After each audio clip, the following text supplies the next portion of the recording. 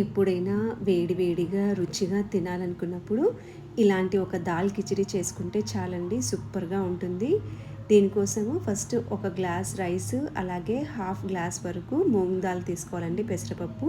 But ఇంకా కొంచెం రుచి కోసం నేనైతే 3/4 వరకు పెసరపప్పు తీసుకున్నానండి. ఒక గ్లాసు బియ్యానికి 3/4 వరకు పెసరపప్పు కూడా ఒక గంట వరకు నానేసుకున్నాను కడిగేసి. తర్వాత ఇలా వాటిని కుక్కర్ జార్లోకి మార్చేసుకోండి. అందులోకి కొంచెం పసుపు, ఒక స్పూన్ గీ కూడా వేసేసుకొని కుక్కర్ పెట్టుకున్నానండి. 3 గ్లాసుల వరకు నీళ్లు వేసుకున్నాను. ఇంకా ఎక్కువ పడతాయి కానీ కుక్కర్లో పొంగిపోతాయి అని చెప్పి జస్ట్ కొన్ని వేసానండి. తర్వాత మళ్ళీ వేస్తాను. సో అలా కుక్కర్ విజిల్ వచ్చిన తర్వాత ప్రెషర్ పోయేంత వరకు మనం పక్కకు పెట్టుకోవాలండి. ఈ లోపల ఇంకొక గిన్నెలో కొంచెం ఆయిల్, పోపు గింజలు, వెల్లుల్లి వేసుకోవాలండి, ఒక స్పూన్ వరకు. అలాగే పచ్చిమిర్చి కూడా వేసుకొని అవి బాగా బ్రౌనిష్ వచ్చినంత వరకు వేయించుకున్న తర్వాత ఆనియన్స్, అలాగే టమాటా కూడా వేసుకొని వేపుకోవాలండి. ఇప్పుడు టమాటా బాగా మెత్తగా అయిపోవాలి, అంతవరకు మగ్గించుకోవాలండి. ఇలా మూత మూసేసి మగ్గించుకుంటే తొందరగా అయిపోతుంది. ఈ లోపల కుక్కర్ ప్రెషర్ వచ్చేసిందండి. సో అన్నం అనేది ఇలా అవుతుంది. సో దాన్ని ఒకసారి అలా కలపెట్టేసుకొని మనము ఇక్కడ చూస్తే మనకి టమాటా అనేది బాగా మగ్గిపోయిందండి. ఇక్కడ మనకు కావాల్సినంత రుచికి తగినంత కారము, వేయించి పెట్టుకున్న జీరా పౌడర్, ధనియా పౌడర్ కూడా వేసేసుకొని మిక్స్ చేసుకోవాలండి. నేను కుక్కర్లోనే సాల్ట్ కూడా వేసానండి, అందుకే ఇక్కడ యాడ్ చేయలేదు.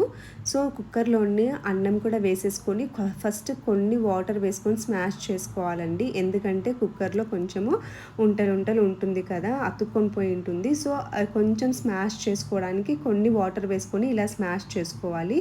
ఎక్కువ వాటర్ వేసేసినాక చేసుకోవాలనుకుంటే అది అంత నీట్గా రాదనమాట. అందుకే ఫస్ట్ కొన్ని వాటర్ వేసుకొని స్మాష్ చేసుకోవాలి. తర్వాత ఇంకొక 2 కప్పుల వరకు వాటర్ వేసేసుకొని కలపెట్టేసుకొని మనము ఇలా ఉడికించుకోవాలండి. చూసారు కదా బబుల్స్ వస్తున్నాయి. ఇలా బాగా ఉడికిపోయిన తర్వాత మనం ఒకసారి కలపెట్టేసుకొని దీన్ని పక్కన పెట్టేసుకోవాలండి. ఇప్పుడు ఇంకొకసారి వెల్లుల్లి ఎక్కువ వేసి పోపు పెడుతున్నానండి. వెల్లుల్లి రుచితో కిచిడి చాలా బాగుంటుంది. సో ఇక్కడ కూడా నేను ఒక 3 టేబుల్ స్పూన్స్ వరకు గీ వాడానండి. అలాగే తరుక్కున్న వెల్లుల్లి కూడా వేసుకొని 2 ఎండుమిర్చి వేసుకున్నానండి. అవి బాగా వేగిపోయిన తర్వాత స్టవ్ ఆఫ్ చేసిన తర్వాత ఒక్క స్పూన్ నేను రెడ్ చిల్లీ పౌడర్ వేసాను. స్టవ్ ఆఫ్ చేయకుండా వేస్తే అది మాడిపోయి టేస్ట్ చేదవుతుందండి. అందుకే ఆఫ్ చేసిన తర్వాతనే కారం వేసుకోవాలి.